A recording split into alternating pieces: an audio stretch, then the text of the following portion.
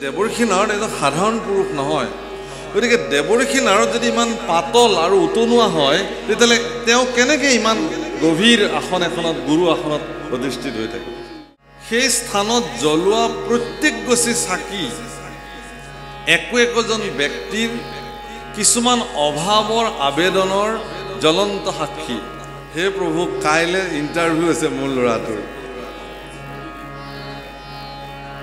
তুমি চাবা ল'ৰালৈকে পঢ়ক বা নপঢ়ক কিন্তু ইয়াত এনেকুৱা চাকিও হয়তো জ্বলিছে দেই মই নকওঁ নাই বুলি এনেকুৱা কেইগছিমান চাকি ইয়াত জ্বলিব পাৰে জ্বলিছে যে হে ভগৱান আজিৰ তাৰিখলৈকে তুমি মোক যিমান দিছা মোৰ প্ৰয়োজনতকৈ তুমি মোক বেছিকৈ দিছা কেতিয়াবা দেখা পাওঁ যে তেওঁৰ পোহনীয়া কুকুৰটো ৰাখিবলৈও আটক ধুনীয়া কোঠালি এটা থাকে য'ত সুকুমল তুলিৰ পৰা আৰম্ভ কৰি ব্লেংকেটলৈকে সকলো তাত ব্যৱস্থা থাকে কিন্তু তেওঁক যদি আপুনি সোধে যে আপোনাৰ দেউতা মা গাঁৱৰ পৰা আহিলে ক'ত থাকে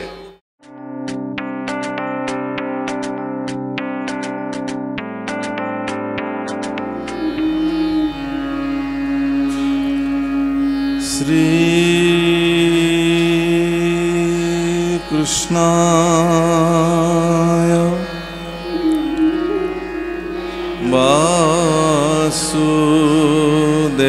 বাসুদেবায় দেবকী নন্দনায় চ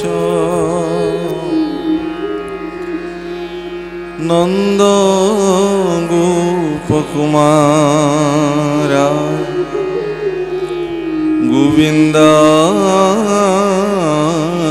নমো নমঃ নমঃ পঙ্কজনাভায় নমঃ পঙ্কজমালিনে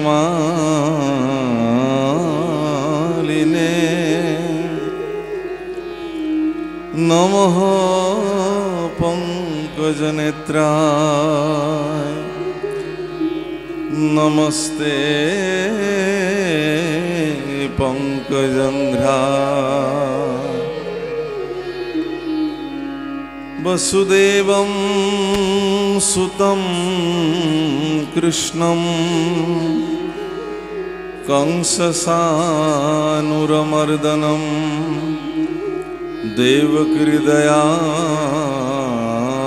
দেবকৃদয়ানন্দম কৃষ্ণম বন্দে জগদ্গুরুম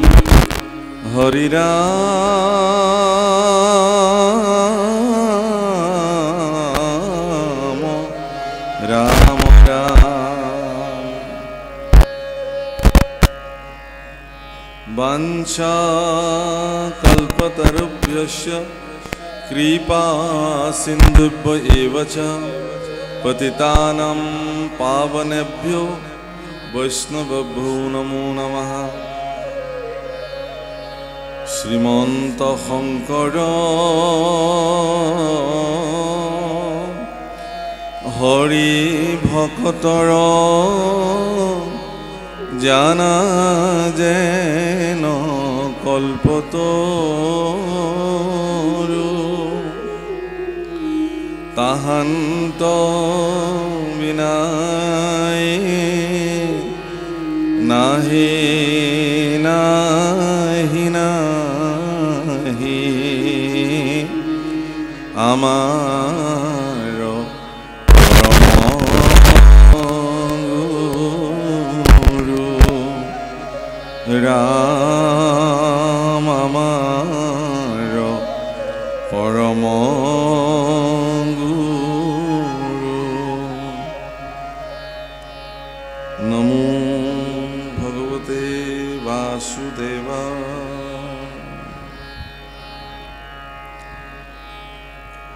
হে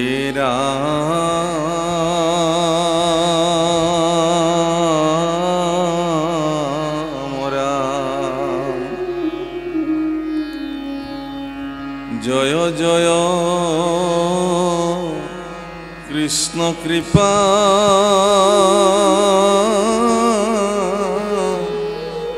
ময় মহেশ্বৰ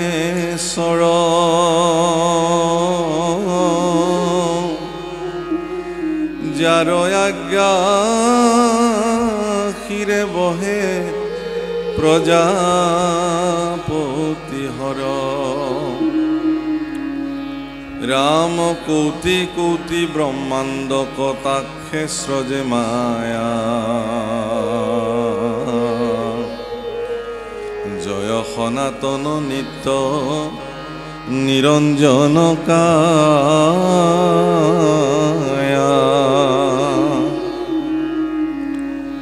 নমো নমো মধুরিপু রাম মোর মহাগুরু অন্ত করু অন্তক ভকত কল্পতরু হেরা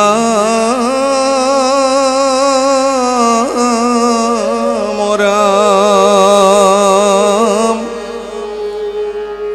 ও আতি পাতকীয় তরে যাহার স্মরণে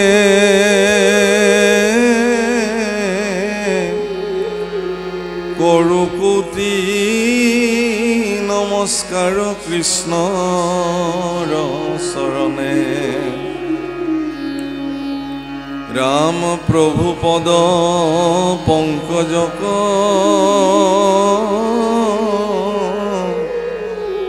ধরি হৃদয়ত যেনমতে বুজুতিকা ভাষ্যৰ সন্মত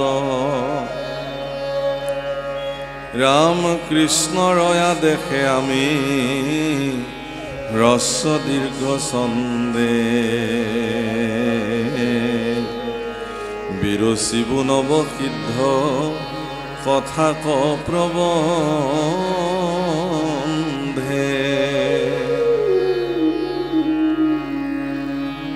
মোৰ আজন্মৰ সেৱাৰস্থলী শ্ৰী শ্ৰী ফুলনি থান আৰু এই থানতে আয়োজন হোৱা ভাগৱত এই মহাসভাৰ আজিৰ অনুষ্ঠানৰ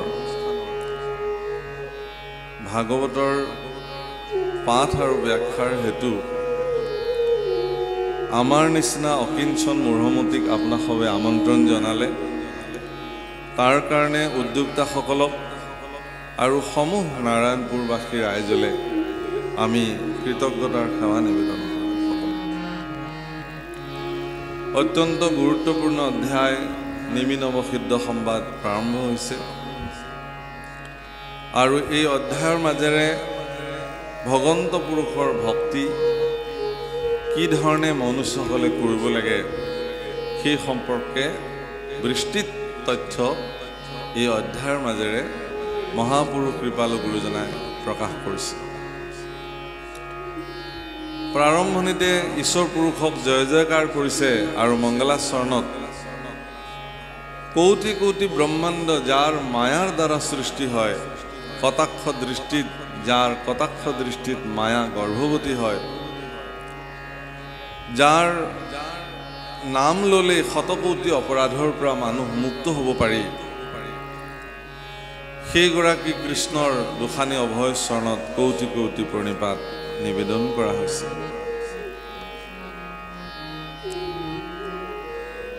আৰু মহাপুৰুষে অত্যন্ত দাস্য ভাৱনাৰে বেকত কৰিছে যে যি ধৰণে ভগৱন্ত পুৰুষে আমাক আজ্ঞা কৰিছে সেই আজ্ঞা অনুসাৰ আমি ইয়াত পদবন্ধ কৰিছোঁ। অৰ্থাৎ মহাপুৰুষৰ নিচিনা এগৰাকী বিদ্বত লোক যিগৰাকীয়ে 4 বেদ 14 শাস্ত্ৰ 18 সমস্ত জ্ঞাত আছিল, পৰম পণ্ডিত, তেখেতে কিন্তু নিজৰ আত্মপৰিচয় এগৰাকী দাস হিচাপে প্ৰদান কৰিলে।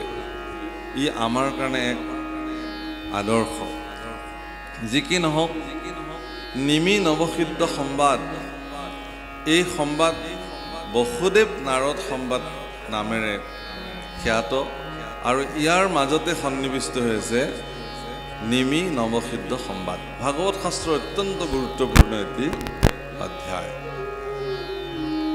আপোনাক সবে মন দি শুনিব এই আশা কৰিলোঁ। হীৰা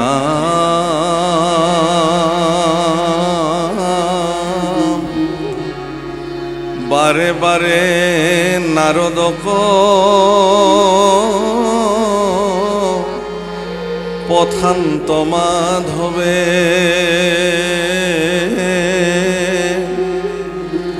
নেৰন্ত দ্বাৰকা ঋষি কৃষ্ণ গৌৰৱে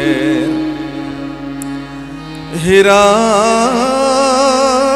ভৈলাই অৱতাৰ মুখ লোভিলা সাক্ষাৎ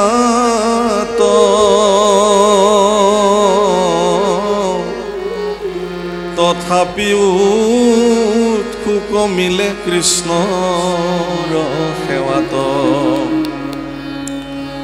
ৰাম মুকুতি সুখত কৰি ভকতি সেবৰ নভজে কৃষ্ণক লোক কিনো কৰ্মজৰ। ভাগৱতৰ বাক্য প্ৰভুসকল আইসকল, ভাগৱতৰ বাক্য মুকুতি সুখকো কৰি ভকতি সেবৰ। আমি মনুষ্যসকলে মুক্তিৰ কাৰণে হাবিয়াস কৰোঁ, মুক্তি লাগিব, মনুষ্য জন্ম প্ৰাপ্তি হৈছে, গতিকে মুক্তিটো প্ৰয়োজন আছে। মুক্তি নহ'লে আমাৰ কি হ'ব? কিন্তু ভাগৱত শাস্ত্ৰই বা মহাপুৰুষসকলে মানুহক বুজাবলৈ যত্ন কৰিছে যে মুকুতি ভকতিৰ তুলনাত ই শ্ৰেষ্ঠ নহয়, শ্ৰেষ্ঠ ভকতিহে। সেইকাৰণে মহাপুৰুষ মাধৱদেৱে নামঘোষাৰ প্ৰাৰম্ভণিতে যিজনা ঘোষা লিখিলে তাত খুব সুন্দৰকৈ উল্লেখ কৰিলে, মুক্তিটো নিস্পৃহ যিটো সেহি ভকতক নমো ৰসময় মাগু ভকতি সমস্ত মস্তক বনি নিজ ভকতৰ বৈশ্য হজু হেন দেৱ যদুপতি। অৰ্থাৎ ভগৱান যিহেতু নিজ ভকতৰ বৈশ্য, অৰ্থাৎ ভগৱান সদায় ভক্তসকলৰ বৈশ্য হৈ থাকে, গতিকে মুক্তিৰ প্ৰতিও যিজন ব্যক্তি স্পৃহাহীন হৈ থাকে তেওঁৰ প্ৰতিহে তেওঁৰ ভগৱান, অৰ্থাৎ তেওঁ ভজনা কৰা ভগৱান, আমি ভজনা কৰা ভগৱান তেওঁৰ প্ৰতি দাসত্ব স্বীকাৰ কৰি থাকে। মানে এটা উদাহৰণ দিম। উদাহৰণটো এনেকুৱা যে যেতিয়া কুৰুক্ষেত্ৰ মহাযুদ্ধ আৰম্ভ হৈছিল তেতিয়া পিতামহ ভীষ্মৰ প্ৰতি এদিন দুৰ্যোধনে নিবেদন কৰিলে যে হে পিতামহ, ইমান দিন যুদ্ধ অতিবাহিত হ'ল, আমাৰ 100 ভাতৃৰ বহু ভাতৃৰ মৃত্যু হ'ল, কিন্তু পঞ্চপাণ্ডৱৰতো এজনৰো এতিয়ালৈকে হানি বিঘিনি হোৱা নাই। পঞ্চপাণ্ডৱৰ নোম এডালো আমি লৰোৱাব পৰা নাই। গতিকে হে পিতামহ, তুমিতো পৰম পৰাক্ৰমী আৰু শক্তিবান, গতিকে মোৰ নিবেদন যে কাইলৈ যুদ্ধত এগৰাকী হ'লেও পাণ্ডৱক তুমি নিশেষ কৰিব লাগে, নিধন কৰিব লাগে। পিতামহ ভীষ্মই ক'লে ঠিক আছে, হ'ব, কাইলৈ এগৰাকী পাণ্ডৱক নিধন কৰা হ'ব। এই কথা পিতামহ ভীষ্মৰ মুখেৰে বাজ হোৱাৰ লগে লগে পাণ্ডৱৰ শিবিৰত হুলস্থুল লাগি গ'ল, হাহাকাৰ লাগি গ'ল। কাৰণ পিতামহৰ মুখেৰে ওলোৱা বাণী তেওঁ যেন তেন প্ৰকাৰেণ তাক পালন কৰে। যিহেতু পিতামহ ভীষ্মই নিজ মুখে এই কথা ক'লে, সেইকাৰণে পঞ্চপাণ্ডৱে গৈ ভগৱান কৃষ্ণৰ চৰণত নিবেদন কৰিলে যে হে প্ৰভু দ্বাৰিকাধীশ, কাইলৈ বাৰু কি হ'ব? ভগৱান কৃষ্ণ অৰ্জুনক সুধিলে সখী তোমাক যে দুৰ্যোধনে এটা বৰ দিম বুলি কৈছিলে সেই বৰটো লোৱা হৈছিল নে অৰ্থাৎ যেতিয়া তেওঁলোক বনত থাকে তেতিয়া দুৰ্যোধন দুঃশাসন কৰ্ণই অৰণ্যলৈকে বনভোজ খাবলৈ গৈ ধীবৰৰ কন্যাক অপহৰণ কৰি মহাৰাজ ধীবৰৰ দ্বাৰা তেওঁলোক বন্দী হৈছিল আৰু নিশা তেওঁলোকক মৃত্যুদণ্ড দিয়াৰ কথা আছিল আৰু এই বাৰ্তা যুধিষ্ঠিৰে গম পায় অৰ্জুনৰ হতুৱাই মানে সেই দুৰ্যোধন দুঃশাসনক ধীবৰৰ হাতৰ পৰা ৰক্ষা কৰিছিল এই কথাত দুৰ্যোধন সন্তুষ্টি হৈ তেওঁক কি বৰ লাগে সুধিছিল আৰু তেতিয়া তেওঁ কৈছিল যে মোক একো বৰ নালাগে বোলে লোৱা কিবা নহয় কিবা লোৱা তেতিয়া কৈছিল যে মই সময়ত ল'ম যেতিয়া মোৰ প্ৰয়োজন হ'ব ভগৱান কৃষ্ণই অৰ্জুনক মনত পেলাই দিলে যে আজি তোমাৰ এই বৰটো লোৱাৰ সুযোগ হৈছে তুমি লোৱাগে এই বুলি কোৱাত তেওঁলোক আহিলে আহি কৃষ্ণ পুৰুষে শিকাই দিয়া মতে তেওঁ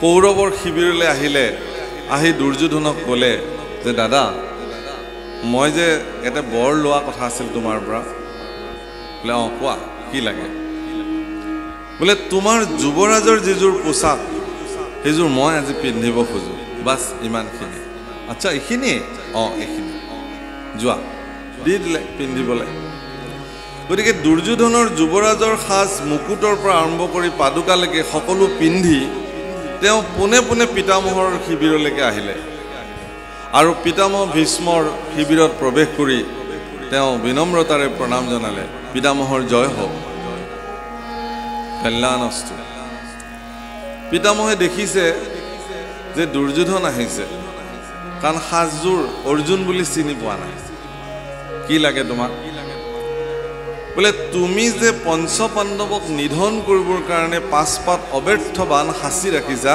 সেই কেইপাত মই নিবলৈ আহিছোঁ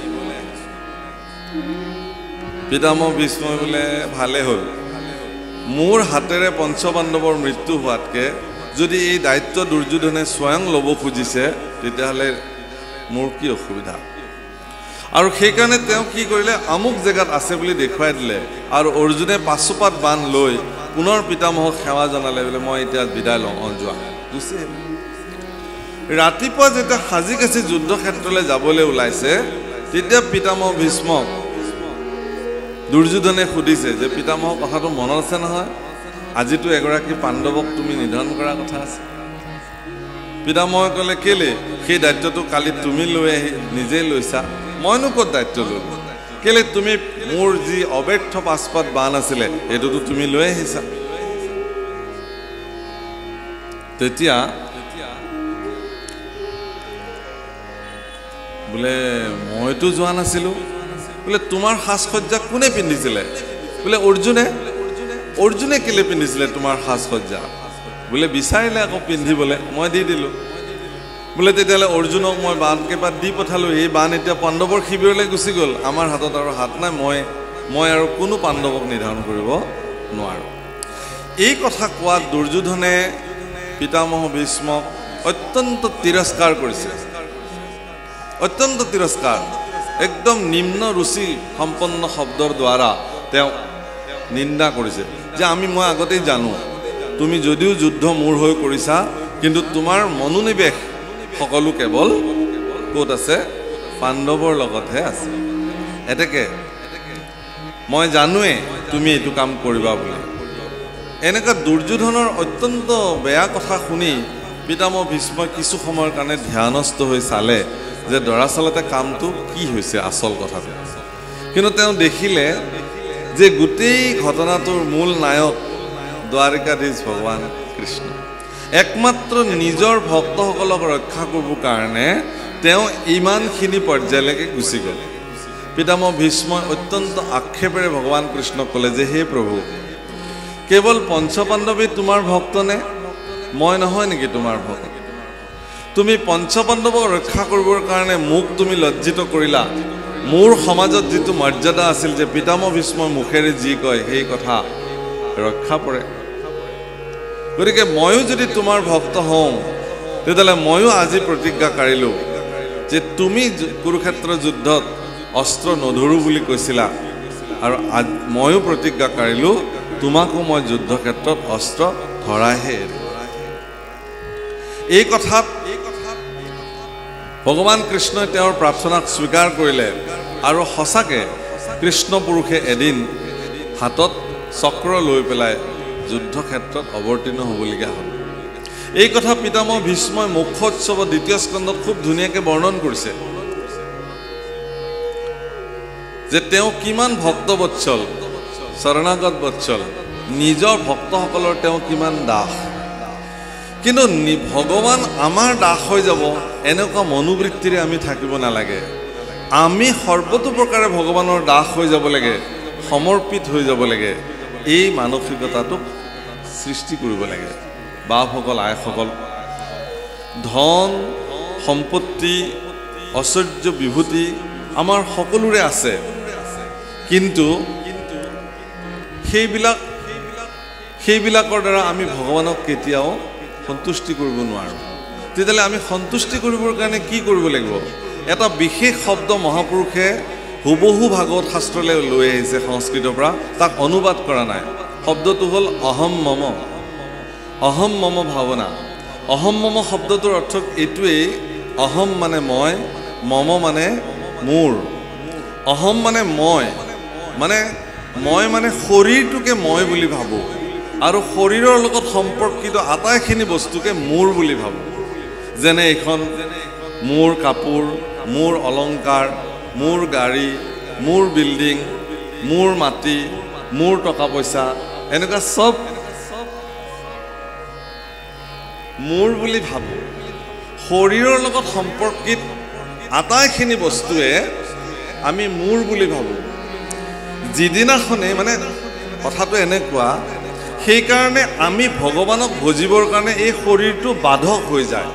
শব্দটো মনত ৰাখিব, ভগৱানক আমি ভজিবৰ কাৰণে শৰীৰটো আমাৰ কাৰণে বাধক, কাৰণ ই মায়াৰ বিষয় সকলো আমাক মজগুল কৰি ৰাখে। কিন্তু এই শৰীৰটো যিটো বাধক, এই শৰীৰটোকেই যদি আপুনি ভগৱানৰ ওচৰত সমৰ্পিত কৰি দিব পাৰে, তেতিয়াহ'লে সেইদিনাখন শৰীৰটো বাধকৰ পৰা সাধকলৈ উত্তৰণ হ'ব। সেইদিনাখন আৰু আপোনাৰ শৰীৰ বাধক হৈ নাথাকে, আপুনি সাধক হৈ যাব। মই এটি সৰু উদাহৰণ দিওঁ আপোনালোকক। আমি কেতিয়াবা আমাৰ মানুহে, মই যদি এটা ধুনীয়া ঘৰ সাজিছোঁ, কোনোবাই যদি সোধে ঘৰটো আপোনাৰ বৰ ধুনীয়া ঘৰ সাজিছে, তেতিয়া আমি কি বুলি কওঁ?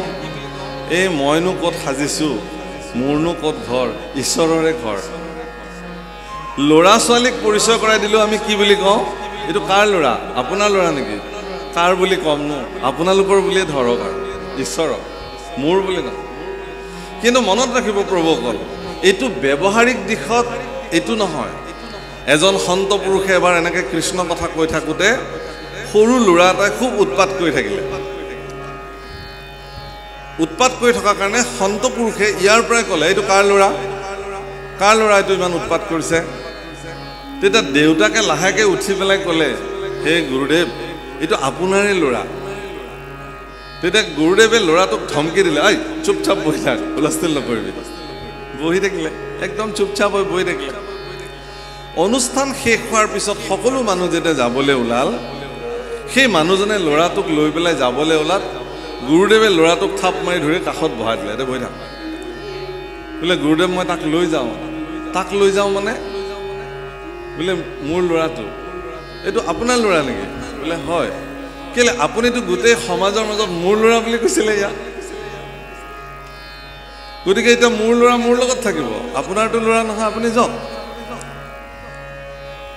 চকু পানী সৰহৰকৈ ওলাব ধৰিলে।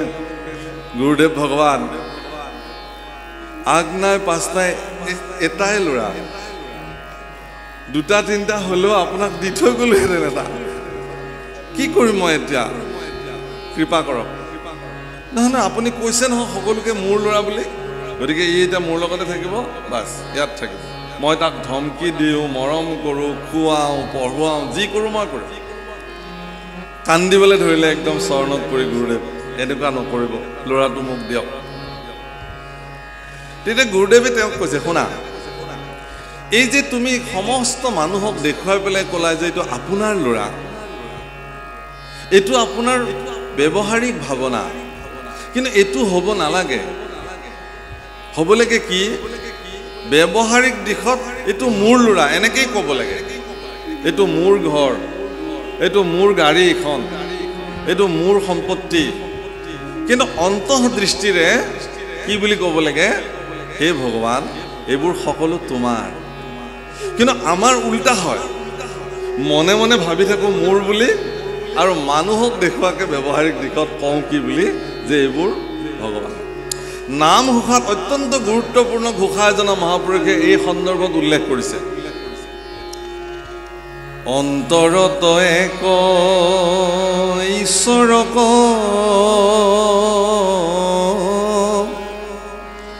বাহিৰতো নানা দেখিও,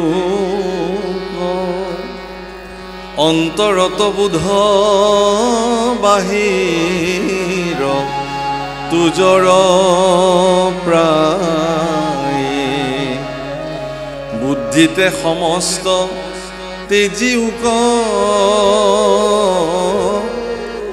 ও বাহিৰ তু সংগ দেখাও,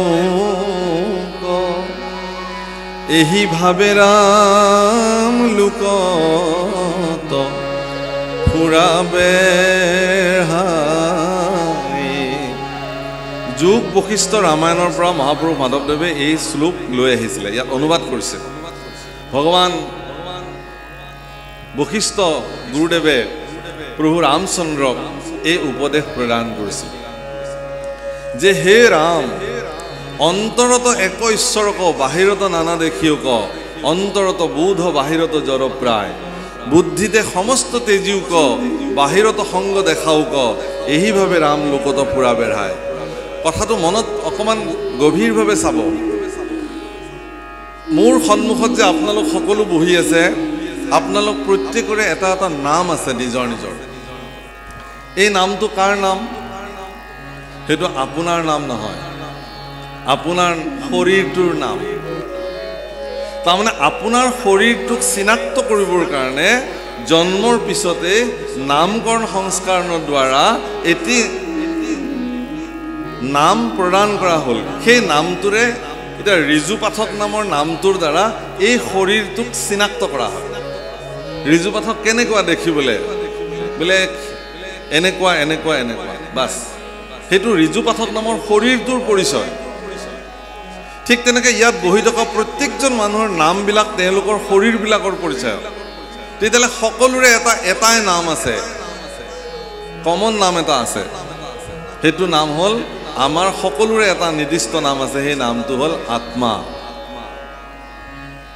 আপোনাৰ নামো আত্মা, মোৰ নামো আত্মা, এখেতৰ নামো আত্মা, এখেতৰ নামো আত্মা। অকল মানুহ নহয়, গছডালৰ নামো আত্মা, গৰুটোৰ নামো আত্মা, ছাগলীটোৰ নামো আত্মা, চবৰে নাম আত্মা। সেইকাৰণে ভক্তি ৰাজ্যত, ভক্তিৰ পৰিৱেশত এজন ব্যক্তিক চূড়ান্ত পৰ্যায়লৈ আহি ঈশ্বৰ ভক্তি কৰিবৰ কাৰণে মহাপুৰুষ শংকৰদেৱে দৰ্শনত কি বুলি কৈছে, তেওঁৰ দৃষ্টিভংগীত কৈছে, সমস্ত প্ৰাণিত বিষ্ণু বুদ্ধি নোহে যাৱে, কায় বাক্য মনে অভ্যাসী বাহি ভাৱে। সমস্ত প্ৰাণিত দেখিবেক আত্মা সম, উপায় মধ্যত এইটো অতি মুখ্যতম। ভক্তিৰ উপায়ৰ শ্ৰেষ্ঠতম উপায়টো হ'ল আপুনি সকলোকে আত্মা দেখিব লাগিব। সেইটো ভিতৰত আভ্যন্তৰীণ দৃষ্টি। বাহ্যিকতাত যোন যি, মোৰ পত্নীকো মই আত্মা দৃষ্টি কৰিব লাগে, বাহ্যিকতাতহে তেওঁ মোৰ পত্নী। ঠিক তেনেকৈ মোৰ পুত্ৰও বাহ্যিক দৃষ্টিতহে তেওঁ মোৰ পুত্ৰ, কিন্তু অন্তঃদৃষ্টিৰে যদি মই চাওঁ, তেওঁ মোৰ তাতে যি আত্মা বিদ্যমান হৈ আছে, তেওঁৰ তাতো একেই আত্মা বিদ্যমান হৈ আছে। এই দৃষ্টিটোক প্ৰপঞ্চ দৃষ্টি বোলে প্ৰভুসকলে।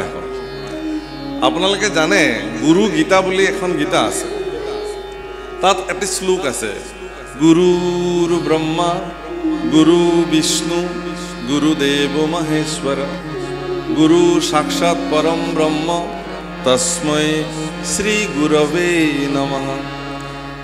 মানে গুৰুক সাক্ষাৎ ঈশ্বৰ বুলি কৈছে, পৰম ব্ৰহ্ম। গুৰু সাক্ষাৎ পৰম ব্ৰহ্ম, গুৰু সাক্ষাৎ পৰম ব্ৰহ্ম। আপুনি যিদিনাখন গুৰুৰ ওচৰলৈকে আহিব সেইদিনাখন গুৰু সাক্ষাৎ ভগৱান বুলি আপুনি মানিব লাগিব যে এওঁৱে মোৰ কাৰণে ভগৱান গুৰুৱে আপোনাক ঈশ্বৰৰ স্বৰূপ দৰ্শন কৰাব সিদিনাখন আপোনাৰ দৃষ্টিত দুজন ভগৱান হ'ব এজনটো গুৰুদেৱ নিজেই ভগৱান গুৰুদেৱ ভগৱান বুলি কওঁ আমি আৰু আনজন হ'ল গুৰুৱে পৰিচয় কৰোৱা ভগৱান গুৰুৰ সান্নিধ্য আৰু সংস্পৰ্শত থাকি ভক্তি ৰাজ্যত প্ৰৱৰ্তা থাকোতে থাকোতে থাকোতে সমস্ত জগতৰ সকলো অস্তিত্বতে ভগৱান দেখিব পাৰে এটুক প্ৰপঞ্চ দৃষ্টি বোলে মহাপুৰুষ শংকৰদেৱ গুৰুজনাই সেই প্ৰপঞ্চ দৃষ্টিৰ ভিত্তিত লিখি থৈ গৈছে সমস্ত প্ৰাণীতে বিষ্ণু বুদ্ধি নহে যাৱে কায় বাক্য মনে অভ্যাসী বেয়াহে ভাবে সেইকাৰণে হে প্ৰভুসকল যদি গৰু কুকুৰ শিয়াল গছ গছনি তৃণ তৰু সকলোতে ভগৱান দেখিব পাৰি অন্তঃদৃষ্টিৰে তেতিয়াহ'লে ৩৩ কোটি যি দেৱতা আছে সেই ৩৩ কোটি দেৱতাৰ অন্তঃকৰণত ভগৱানক আপুনি দেখিব পাৰিবনে নোৱাৰে ভাৰতবৰ্ষৰ সনাতন পৰম্পৰাৰ আটাইতকৈ শ্ৰেষ্ঠ বিশিষ্টতা এইটো নিজৰ আস্থা আৰু নিজৰ হেৰিৰ ভিত্তিত প্ৰত্যেকে যি যি দেৱতাক উপাস্য ভগৱান হিচাপে মানে প্ৰত্যেকে নিজৰ নিজৰ উপাস্য ভগৱানক আনৰ আস্থা আৰু উপাস্য ভগৱানক দৰ্শন কৰিব পৰাটোৱে ভাৰতবৰ্ষৰ শ্ৰেষ্ঠ বিশিষ্টতা আমি মহাপুৰুষ শংকৰদেৱৰ দৃষ্টিত দৰ্শনত আমি এক কৃষ্ণক ভজনা কৰোঁ দৈৱকনন্দন কৃষ্ণ আমাৰ পৰম ভজন্য দেৱ সেই ইয়াৰ অৰ্থ এইটো নহয় যে কোনোবাই অন্য দেৱ দেৱতাক ভজনা কৰিছে তাক আপুনি হীন দৃষ্টিৰে চাব এইটো কথা মহাপুৰুষে কেতিয়াও কোৱা নাই নিনিন্দিবাও নবন্দিবাও নিন্দাও কৰিব নালাগে বন্দনাও কৰিব নালাগে আমিবিলাকে এই এশৰণবাদী লোকসকলৰ ক্ষেত্ৰত এই কথাটো স্পষ্ট হ'ব লাগে আমি আমাৰ কৃষ্ণ ভগৱানক আমি উপাস্য ভগৱান হিচাপে তেওঁৰ চৰণত আত্মসমৰ্পণ কৰোঁ ইয়াত দেৱৰ্ষি নাৰদৰ ক্ষেত্ৰত এটা সুন্দৰ কথা প্ৰস্তুত কৰিছে আপোনালোকক মই মুকলি কৰিব কৈছোঁ কৈছে যে বাৰে বাৰে দ্বাৰকাৰ পৰা দেৱৰ্ষি নাৰদক খেদি পঠিয়াৰ পিছতো দেৱৰ্ষি নাৰদে কিন্তু দ্বাৰকাৰ সমৃদ্ধি দেখি তাৰ পৰা যাব খোজা নাই তেওঁ কি কৰিলে সমগ্ৰ দ্বাৰকা ঘূৰিব ধৰিলে আৰু এনেকৈ ঘূৰোতে প্ৰত্যেকটো মন্দিৰতে তেওঁ ভগৱান কৃষ্ণক দেখিছিল অৰ্থাৎ প্ৰত্যেকগৰাকী ভাৰ্যা ভগৱানৰ যিমান ভাৰ্যা আছে প্ৰত্যেক ভাৰ্যাৰ লগতে ভগৱান কৃষ্ণক একেটা সময়তে তেওঁ দেখিছিল আৰু সেইকাৰণে দেৱৰ্ষি নাৰদে ভগৱান কৃষ্ণক প্ৰশ্ন কৰিছিল যে হে ভগৱান তুমি থাকা ক'ত আচল তুমি নাথাকা ক'ত বুলি সুধিব লাগিছিল কিন্তু সুধিলে কি বুলি তুমি ক'ত থাকা উত্তৰটো কি দিছে নাহম তিষ্ঠামি বৈকুণ্ঠে যোগিনাং হৃদয়ে নচ মদ্ভক্ত যত্ৰ গায়ন্তি তত্ৰ তিষ্ঠামি নাৰদম মহাপুৰুষ শংকৰদেৱে সৰল ভাঙনি কৰিছে কীৰ্তনত নাৰদ বিষ্ণু আসন্ত কৈ বৈকুণ্ঠ মই নথাকো ৰৈ যোগীৰ হিয়াৰি সমুদায় থাকো ভকতৰ কীৰ্তন চাই গোবিন্দ গোপাল গৰুৰ কেতু ভকতৰ ভয় ভঞ্জন হে কীৰ্তনৰ নাৰদৰ কৃষ্ণ দৰ্শন নামৰ অধ্যায়ৰ কীৰ্তন গোবিন্দ গোপাল গৰুৰ কেতু এই কীৰ্তনত এইবুলি লিখিছে ইয়াকে আকৌ মাধৱ পুৰুষে বেলেগ ধৰণে লিখিছে একে অনুবাদ একেটা শ্লোকে না অহম তিষ্ঠামি মই নাথাকো বৈকুণ্ঠত যোগিনাং হৃদয়ে নচ যোগীৰ হৃদয়তো নাথাকো মদ ভক্ত যত্ৰ গায়ন্তি মোৰ ভক্তসকলে য'ত মোৰ গুণানুকীৰ্তন গায় তত্ৰ তিষ্ঠামি নাৰদ আজি ইয়াত আপোনালোকে সকলোৱে কৃষ্ণ গুণ গাইছে ইয়াত ভগৱান বিদ্যমান হৈ আছে প্ৰত্যেকৰে হৃদয়ে হৃদয়ে ভগৱান বহি আছে মহাপুৰুষ মাধৱদেৱে একেটা শ্লোককে বেলেগ ধৰণে অনুবাদ কৰিছে। একান্ত ভকত সবে নিৰ্গুণ কৃষ্ণৰ গুণ গাৱে সদা বসিয়া যথাত বৈকুণ্ঠক পৰিহৰি যোগীৰ হৃদয়েৰে থাকা হৰি সাক্ষাতে তথা। বাৰু যি কি নহওক, দেৱৰ্ষি নাৰদে ইয়াৰ উত্তৰ পালে আৰু সেইকাৰণে দেৱৰ্ষি নাৰদে সমগ্ৰ জগত পৰিভ্ৰমণ কৰিছে আৰু সকলোতে ভগৱানৰ অস্তিত্বক দেখিছে। কাৰণ কেলে তেওঁ যলৈকে গৈছে ততেই কেৱল কৃষ্ণ গুণ গাইছে। অৰ্থাৎ আপুনি যিদিনাখনে এক শৰণ গ্ৰহণ কৰিলে, ভগৱান কৃষ্ণৰ শৰণ গ্ৰহণ কৰিলে, সিদিনাখনৰ পৰাই কৃষ্ণ কীৰ্তন কৰাটো আপোনাৰ জীৱনৰ অবিচ্ছেদ্য অংগ হিচাপে পৰিগণিত হ'বই লাগিব। আপুনি যিমান প্ৰসংগ কৰক, যিমান নাম গাওক, গুৰুজনাই প্ৰদান কৰা শৰণৰ যি বাক্য, তাৰ লগত যিটো নাম জপ, ই নিতান্তই আৱশ্যক কৰিবই লাগিব। যদি নকৰে, আপোনালোকে শ্ৰীৰামাতাৰ নাম শুনিছে, আতাপুৰুষসকলৰ অন্যতম আতাপুৰুষ শ্ৰীৰামাতা। শ্ৰীৰামাতাই শ্ৰী শ্ৰী নাৰায়ণ দাস ঠাকুৰ এটাৰ ঘৰলৈকে ভিক্ষা খুজিবলৈ গৈছে। ভিক্ষা মানে সদায় যায় আৰু আই বাৰবাসীয়ে তেওঁলোকক দ্ৰব্য বস্তু প্ৰদান কৰে। শ্ৰী শ্ৰী নাৰায়ণ দাস ঠাকুৰ এটাৰ পত্নী আই বাৰবাসীয়ে অত্যন্ত উদাৰ চিত্ৰৰ এগৰাকী নাৰী আছিলে। তেওঁ সুধিছে শ্ৰীৰামাতাক, বোলে প্ৰসংগ কৰিছানে? বোলে কৰা হৈছে আই। কিমান কৰিছা? বোলে 14 প্ৰসংগকৈ বৰ্তি থকা হৈছে। হোৱা নাই এইবুলি ভিক্ষা দিছে। পিছদিনাখন আহিছে, একেটা প্ৰশ্ন সুধিছে, প্ৰসংগ কৰা হৈছেনে? কৰা হৈছে আই। কি কৰা হৈছে? 14 প্ৰসংগে প্ৰৱৰ্তি থকা হৈছে আই। নাই হোৱা। গুৰুজনক আহি সুধিছে কৃপাল গুৰু, মোক বাৰবাসী আই বাৰে বাৰে সোধে আৰু 14 প্ৰসংগ কৰা কথা কওঁতে তেওঁ নাই হোৱা বুলি কৈছে, হোৱা নাই। তেতিয়াহ'লে কি কৰিব লাগিব? বোলে আৰু কিবা কৈছে নেকি? বোলে এটি ফকৰা মাতিছে। অকল নাৰায়ণ দাস ঠাকুৰে ফকৰা লিখিছিল এনে নহয়, আই বাৰবাসীও বহুত ফকৰা জানিছিল। আই বাৰবাসীয়ে ফকৰা মাতিছে কি বুলি? হাতীৰ সুৰৰ ৰোৱা সুৰুজ উঠে পুৱা, বনৰীয়া হাতীয়ে লাও পাত খাই 14 প্ৰসংগ কৰি নৰকত যায়। আৰু মহাপুৰুষ শংকৰদেৱ গুৰুজনাই শুনি পেলাই আচৰিত হৈ গ'ল। এই নাৰায়ণেও এইবোৰ লিখি থাকে, কৈ থাকে, আৰু এতিয়া পত্নীও ক'বলৈ আৰম্ভ কৰিলে। সেইবোৰতো বুজিয়েই নাপাওঁ। নাৰায়ণ দাস ঠাকুৰতো এনেকুৱা অদ্ভুত অদ্ভুত ফকৰা আছে। 12 হাত জালৰ 13 হাত ফটা, ভাল মাৰিলি বাপেৰ বেটা, ৰৌ বৰালি সৰকি গ'ল, পুঠি হলি মানে পাহে পাহে ৰ।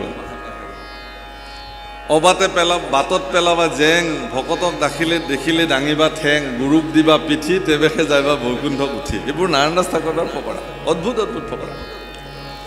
তেতিয়া গুৰুজনাই শ্ৰীৰামাতাক ক'লে যে কাইলৈ তুমি যেতিয়া যাবা, তোমাক যেতিয়া আকৌ সুধিব আই বাৰবাসীয়ে, তুমি ক'বা যে 14 প্ৰসংগৰ উপৰঞ্চিও আৰু এজনা প্ৰসংগ কৰা হৈছে। গুৰু আজ্ঞা পালন কৰি পিছদিনা আই বাৰবাসীয়ে যেতিয়া সুধিলত, তেতিয়া শ্ৰীৰামাতাই খুব গহীনাই কৈছে, আই 14 প্ৰসংগৰ উপৰঞ্চিও আৰু এজনা প্ৰসংগ কৰা হৈছে। ধন্য, খুব আনন্দ পাইছে। মই আনন্দ লভিলোঁ আতা, ভাল, যোৱা হওক। এতিয়া মহাপুৰুষ গুৰুজনাৰ চৰণত দণ্ডৱত পৰি শ্ৰীৰামাতাই সুধিছে যে হে কৃপাল গুৰু, তুমি ক'লা আৰু মই কৈ থৈ আহিলোঁ, কিন্তু মই নিজেই বুজি নাপালোঁ 14 প্ৰসংগৰ ওপৰতো আৰু এজনা প্ৰসংগ কি, সেইটো কি? তেতিয়া গুৰুজনাই কৈছে, শুনা, কেৱল 14 প্ৰসংগ কৰিলেই নহ'ব। মই যে তোমালোকক নাম বস্তু প্ৰদান কৰিছোঁ ভগৱানৰ, অখণ্ড নাম, সেই নামৰ জপ, ইটোক নিবিড় প্ৰসংগ কীৰ্তন বোলে। ই নিতান্তই কৰিব লাগিব। হৰিৰ নাম হৰিৰ নাম হৰিৰ নামৈব কেৱলম কলো নাস্তি নাস্তব্য নাস্তব্য গতিৰন্যথা। হৰিনামে হৰিনামে হৰিনামে গতি, হৰিনামে ভকতৰ কেৱলে ভগতি। এই হৰিনাম কীৰ্তন, নাম জপ, ই নিতান্তই মানুহৰ জীৱনৰ আৱশ্যকীয় অংগ। দেৱৰ্ষি নাৰদে সমস্ত জগতত নাম প্ৰৱৰ্তাই ফুৰিবলৈ আৰম্ভ কৰিলে আৰু এনেকৈ আহি আহি তেওঁ এদিন বসুদেৱৰ গৃহত প্ৰৱেশ কৰিলে হে ৰাম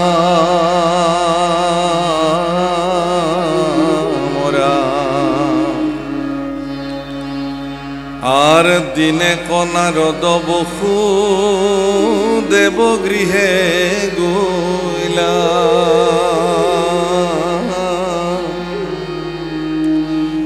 দেখি বসুদেৱে পাদুদক শিৰে লইলা হে ৰাম কৰিলা সাদৰে বাক্য আৰ কৰিলা প্ৰণাম পুৰি আসনে বৈখাই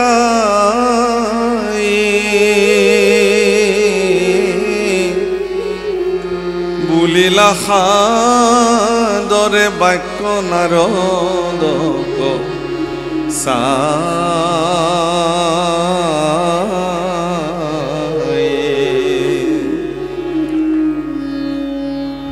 যেতিয়া দেৱৰ্ষি নাৰদ বসুদেৱৰ গৃহত আহি প্ৰৱেশ কৰিছে বসুদেৱে ভগৱান কৃষ্ণৰ পিতৃ বসুদেৱে দেৱৰ্ষি নাৰদৰ চৰণ ধুৱাই পাদ্যে অৰ্ঘে চৰণ পূজন কৰি সেই চৰণ পাদুদক শিৰত অভিষেক কৰিছে অলপ মন কৰিবলগীয়া বিষয় ভগৱান শ্ৰীকৃষ্ণ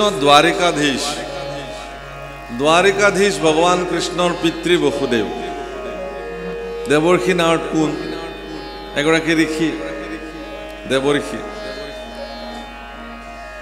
ভগৱান কৃষ্ণৰ পিতৃ হোৱাৰ পিছতো বসুদেৱে কিন্তু গৃহত প্ৰৱেশ কৰা এগৰাকী ব্ৰাহ্মণক এগৰাকী ঋষিক যি ধৰণে সেৱা আৰু সৎকাৰ কৰিব লাগে তাক যি ধৰণে কৰিব লাগে সেই ধৰণে সম্পাদিত কৰিছে প্ৰভুসকল ভাৰতবৰ্ষৰ সনাতন পৰম্পৰাৰ এইবিলাক বিশেষ বিশিষ্টতা মই ক'লো বেদক ব্যাস কৰা বেদব্যাসৰ আশ্ৰমলৈকে যিদিনাখন দেৱৰ্ষি নাৰদ আহিছিল পৰম প্ৰসিদ্ধ বেদজ্ঞ মহাপণ্ডিত বেদব্যাসেও দেৱৰ্ষি নাৰদৰ চৰণ ধুৱাই পৰম কল্যাণে তেওঁক আসনত বহুৱাইছে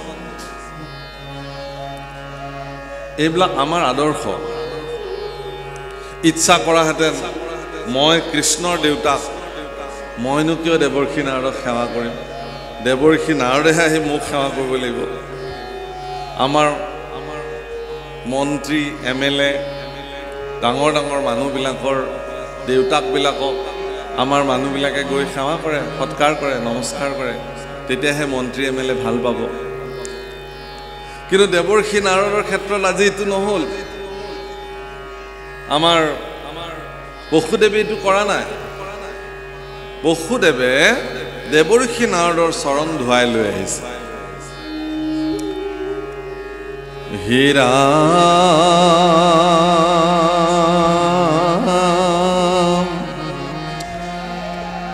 পিতৃ আগমনত পুত্ৰৰ হোৱে সিদ্ধি ভকতক পাইলে দুখী যেন পাৱে নিধি হে ৰাম সিহি মতে ভগৱন্ত তুজু আগমনে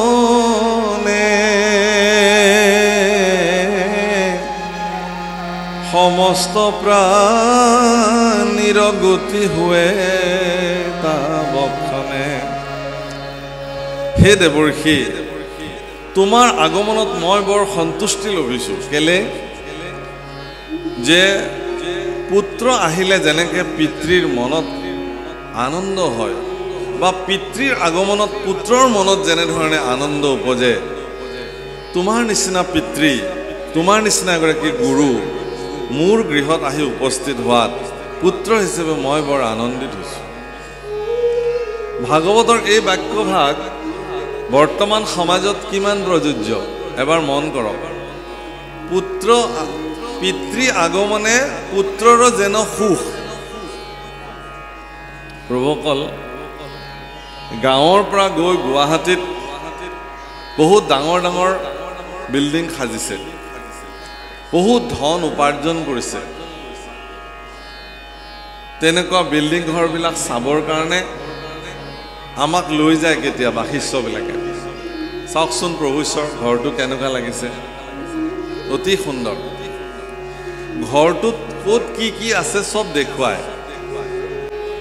কেতিয়াবা কেতিয়াবা দেখা পাওঁ যে তেওঁৰ পোহনীয়া কুকুৰটো ৰাখিবলৈও আটক ধুনীয়া কোঠালি এটা থাকে, য'ত সুকুমল তুলিৰ পৰা আৰম্ভ কৰি ব্লেংকেটলৈকে সকলো তাত ব্যৱস্থা থাকে। কিন্তু তেওঁক যদি আপুনি সোধে যে আপোনাৰ দেউতা মা গাঁৱৰ পৰা আহিলে ক'ত থাকে, ক'ৰবাত থাকিব আৰু। অৰ্থাৎ পিতৃ মাতৃৰ কাৰণে এটি সুকীয়া ঘৰ, ৰুম আটক ধুনীয়াকৈ তেওঁলোকে নসজায়। মই সকলোৰে ক্ষেত্ৰত কোৱা নাই, কিছু সংখ্যক। এতিয়াও এনে বহুত মানুহ আছে পিতৃ মাতৃক ভগৱানৰ নিচিনা পূজন কৰে। প্ৰভুসকল এগৰাকী মাতৃয়ে 10 মাহ 10 দিন গৰ্ভত সন্তানক ধাৰণ কৰি এদিন তেওঁ সেই সন্তান যিদিনাখন প্ৰসৱ কৰে, মৃত্যু যন্ত্ৰণাৰ লগত যুঁজি যুঁজি তেওঁ সেই সন্তান প্ৰসৱ কৰে। আৰু সিদিনাখনেই তেওঁৰ দায়িত্ব শেষ, এনেতো নহয়। সেই সন্তানক পালি পুখি ডাঙৰ কৰি বহুত কষ্টৰে সন্তানটোক ডাঙৰ কৰে। আৰু সেই সন্তান যেতিয়া ডাঙৰ হৈ যায়, তেতিয়া সেই পিতৃ মাতৃৰ প্ৰতি তেওঁলোকৰ যি ধৰণৰ সেৱা শুশ্ৰূষা হ'ব লাগে, সেই শুশ্ৰূষাৰ পৰা তেওঁলোক বঞ্চিত হৈ যায়। বহুত দেখা যায়, মই আপোনাক উদাহৰণ দিওঁ, মই কওঁ এই কথাটো আজিকালি সকলোতে। এইকাৰণে কওঁ যে আজিৰ প্ৰজন্মই অন্তত নিজৰ পিতৃ মাতৃক অৱহেলা যাতে নকৰক। বৃদ্ধাশ্ৰমবিলাক নাইকিয়া হৈ যাওক পৃথিৱীৰ পৰা, মই এইটোৱে বাঞ্ছা কৰোঁ।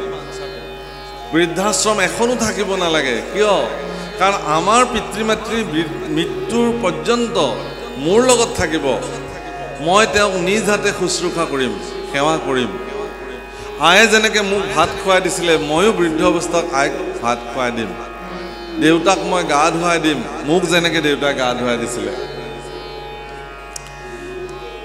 গতিকে পিতৃৰ আগমনত পুত্ৰৰ যিটো সুখ, সেইটো আজিকালি বিপৰীত। দেউতাক মাক আহিম বুলি ক'লে পুত্ৰ আৰু বোৱাৰীৰ মনত অসন্তুষ্টি হৈ যায়। কিমান দিনলৈ বা বুঢ়া আহিছে, কেতিয়াকৈ যাব, এনেকুৱা ভাৱনাই ক্ৰীড়া কৰে।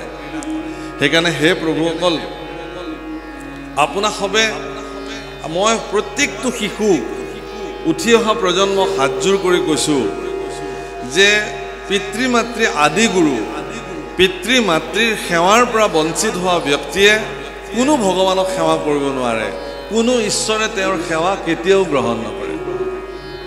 পিতৃ মাতৃৰ সেৱাত সৰ্বদা মনোনিৱেশ কৰিব লাগিব। গীতাত ভগৱানৰ লগত পিতৃ মাতৃক তুলনা কৰিছে, খুব সুন্দৰ। গতিকে হে প্ৰভুসকল, আইসকল, নিজৰ সন্তান সন্ততিক এই সংস্কাৰেৰে সংস্কাৰিত কৰক। পিতৃ মাতৃ, গুৰু, জ্যেষ্ঠজন, এই সকলৰ প্ৰতি সৎকাৰী মনোবৃত্তি আমাৰ ল'ৰা ছোৱালীবিলাকৰ থাকিবই লাগে। সেইকাৰণে আচলতে ভাগৱতত এই বাক্য মহাপুৰুষে উল্লেখ কৰিছে যে পিতৃৰ আগমনত সন্তানৰ যেনেকৈ সুখ হয়, আজি মোৰো সেই একেই সুখ হৈছে। হেৰা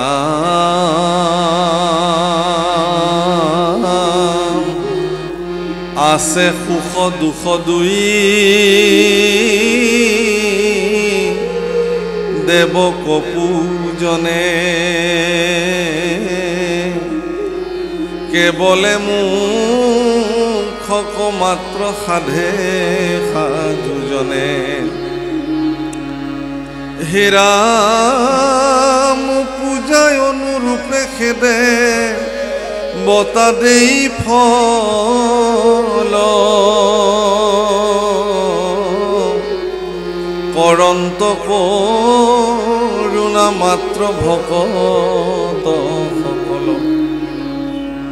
ভকতসকলে সৰ্বদা ভকতক কৰুণা দৃষ্টিৰে চাব পাৰে, দয়াৰ দৃষ্টিৰে চাব পাৰে। ভকতে ভগৱন্ত যাৰ নাই আদি অন্ত।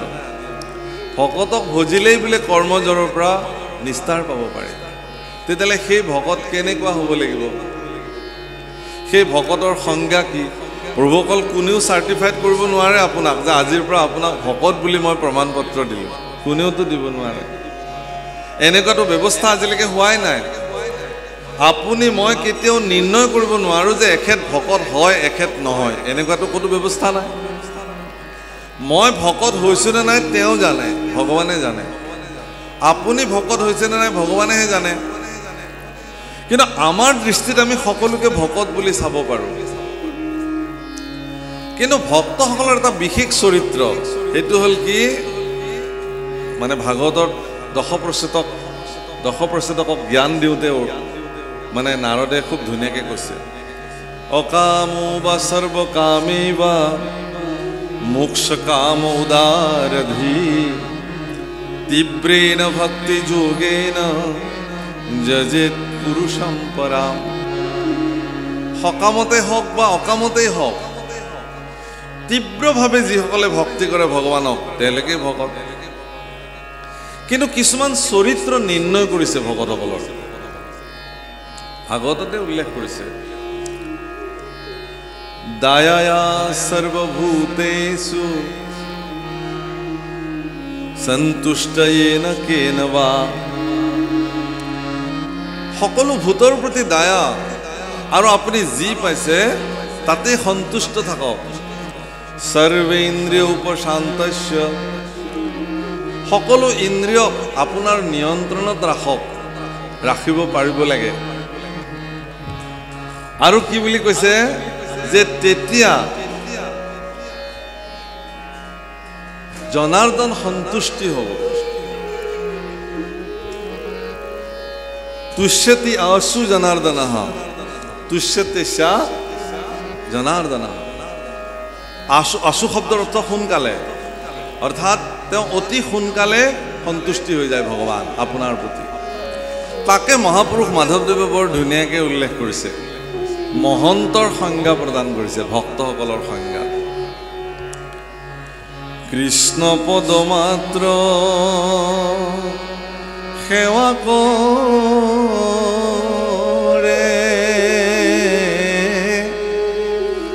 ও সমস্ত কামনা পৰিহৰে। বেদ ব্যৱহাৰ কদাচি তুনলংঘয়।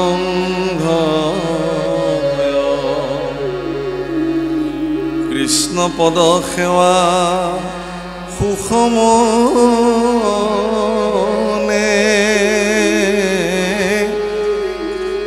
কৰে অনুভৱ সৰ্বক্ষণে। ইহাকে মহন্ত বুলিয়া জানানি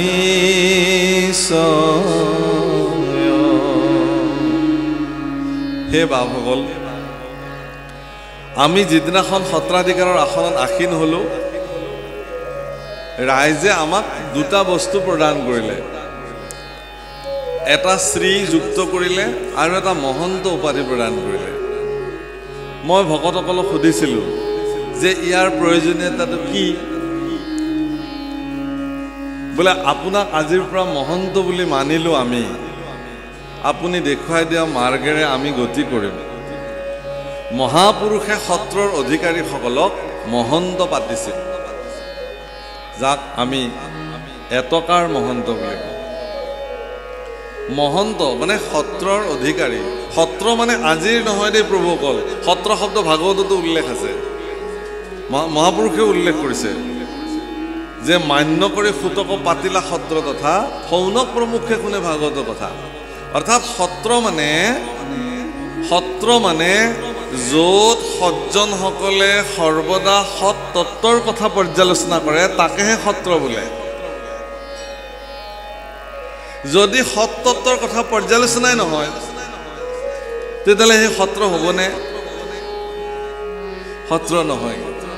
সত্ৰ হ'ব লাগিলে প্ৰতি ক্ষণতে তাত সত্তত্বৰ কথা পৰ্যালোচনা কৰিব লাগিব আৰু সেই সত্তত্বৰ কথা কোনোবা এজনৰ পৌৰোহিত্যত চলিব। যিগৰাকীয়ে সেই সত্ৰৰ পৌৰোহিত্য কৰিব তেওঁকে সত্ৰাধিকাৰ বোলে বা মহন্ত বোলে। নামঘোষাত তেনেকুৱা মহন্ত হ'বৰ কাৰণে সংজ্ঞা দাঙি ধৰিলে মহাপুৰুষে। কৃষ্ণ পদমাত্ৰ সেৱা কৰে। এক প্ৰথম কৃষ্ণ পদমাত্ৰ সেৱা কৰে। ও সমস্ত কামনা পৰিহৰে, সমস্ত কামনা পৰিহাৰ কৰিছে। দুই বেদ ব্যৱহাৰ কদাচি তুনলংঘ, বেদ ব্যৱহাৰ কেতিয়াও লংঘন নকৰে। তিনি কৃষ্ণ পদ মাত্ৰ, কৃষ্ণ পদ সেৱা। সৰ্বক্ষণতে যিজনে কৃষ্ণ পদ সেৱাৰ সুখ অনুভৱ কৰে। চাৰি ইহাকে মহন্ত বুলিয়া জানা নিশ্চয়। এই চাৰিটা গুণেৰে যিজন ব্যক্তি সুমন্দিত হৈ থাকিব তেওঁৱে মহন্ত, তেওঁৱে অধিকাৰ। যদি এই গুণকেইটা নাই তেতিয়াহ'লে তেওঁ মহন্ত হ'ব নোৱাৰে। আৰু এই গুণ যাৰ শৰীৰতে বিদ্যমান হৈ আছে তেওঁকে আপুনি মহন্ত বুলি সেৱা কৰিব পাৰে। মহাপুৰুষ মাধৱদেৱৰ সিদ্ধান্ত। গতিকে তেনেকুৱা এগৰাকী মহন্ত বসুদেৱো কিন্তু মহন্ত, যি মহন্ত বসুদেৱে আজি দেৱৰ্ষি নাৰদক সেৱা কৰিছে। ইয়াৰ শ্ৰেষ্ঠ চৰিত্ৰ কি জানে? সমৰ্পিত মনোবৃত্তি। ব্ৰহ্ম যাদৱ কি দিবু মাধৱৰা, ব্ৰহ্মাণ্ড ভিতৰে যত বস্তু আছে, ব্ৰহ্মাণ্ড ভিতৰে যত বস্তু আছে, সবেও তোমাতে পাই হে যাদৱ কি দিবু মাধৱৰা,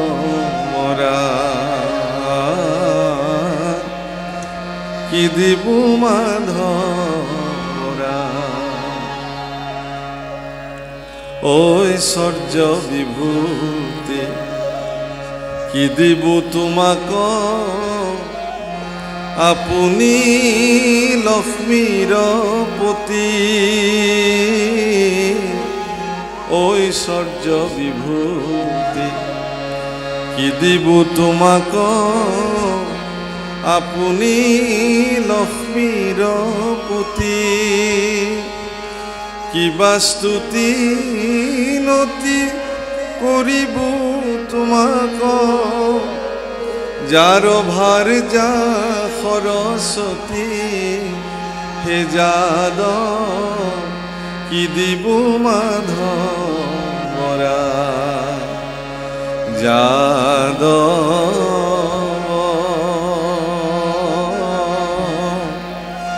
কি দিবু মাধৱৰা। হে যাদৱ তোমাকনো কি দিম? এই ব্ৰহ্মাণ্ডৰ ভিতৰত যিমান বস্তু আছে সকলো তোমাতে পায়।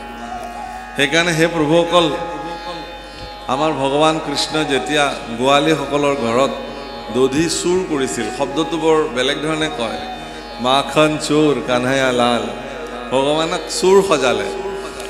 বহুতে ক'ব খোজে ভগৱানে যদি চুৰ কৰিছিল আমি কৰাতনো কি অসুবিধা? প্ৰভুসকল, ভগৱানৰ সেই চুৰটোক আপোনালোকৰ বৈষয়িক চুৰৰ লগত একে নহয়। সেইটো আপাত দৃষ্টিতহে চুৰ। চুৰ কাক বোলে? আনৰ সম্পত্তিক নুসুধাকে লৈ অহাটো, অনুমতিবিহীনভাৱে নিজৰ কৰি লোৱাটোকে চুৰ বোলে। কিন্তু গোপীবিলাকে জানিছিল যে এই সকলো বস্তু তেওঁৰে। আপোনালোকে চাওকচোন, যদি সঁচাকৈ দধি দুগ্ধ চুৰ কৰিলে গোপীবিলাকে কৃষ্ণক বেয়াই পায়, তেওঁলোকে লুকুৱাই থ'ব লাগিছিল। লুকুৱাই নথয়, দুৱাৰখন খুলি থৈ দিয়ে আৰু দুৱাৰৰ ভিতৰেৰে মাখনৰ টেকেলিটো দেখা পোৱাকৈ সিকিয়াৰে ওলমাই থয়, যাতে ভগৱান কৃষ্ণই ইয়াক দেখা পায় আৰু ভিতৰলৈ গৈ পেলাই যাতে এইটো খাবলৈ যায়। অৰ্থাৎ প্ৰত্যেকগৰাকী গোপীয়ে বাঞ্ছা কৰিছিল যে যশোদানন্দন কৃষ্ণ আমাৰ ঘৰলৈ আহক, তেওঁৰ চৰণ পাদুকা আমাৰ ঘৰৰ ভিতৰত দিয়ক আৰু আমি থৈ দিয়া মাখন তেওঁ ভৰপূৰ সেৱন কৰক।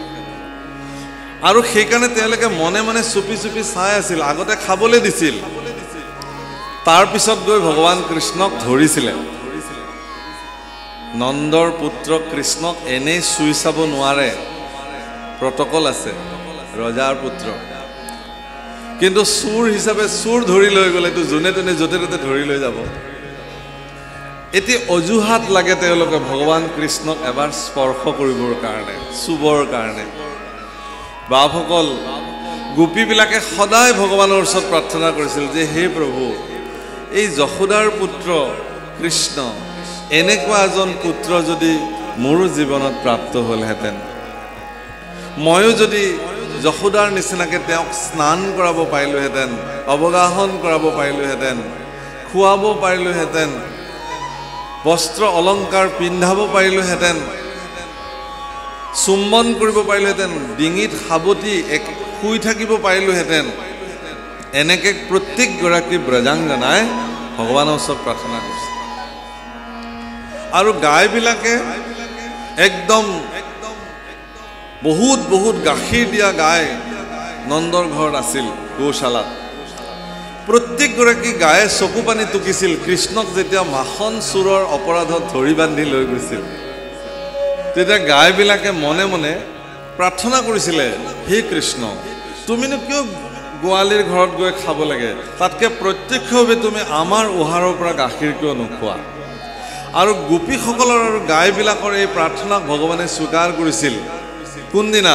যিদিনা ব্ৰহ্মাই তেওঁলোকক চুৰ কৰি লৈ গৈছিল গোৰক্ষ আৰু দামৰীবিলাক।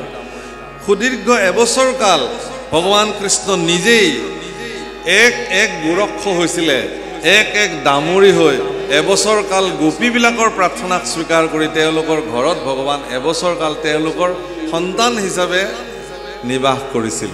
আৰু দামৰী হৈ আহি গাইবিলাকৰ উহাৰৰ পৰা নিজ মুখে দুগ্ধ পান কৰিছিল। ৰাম তোমাৰ সদৃশ যাৰ শ্ৰীকৃষ্ণ মন,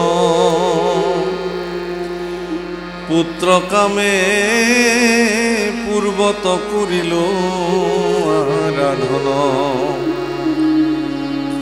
হে ৰাম যদ্যপি মুকুতি দেন্ত, মুকুন্দে সদায়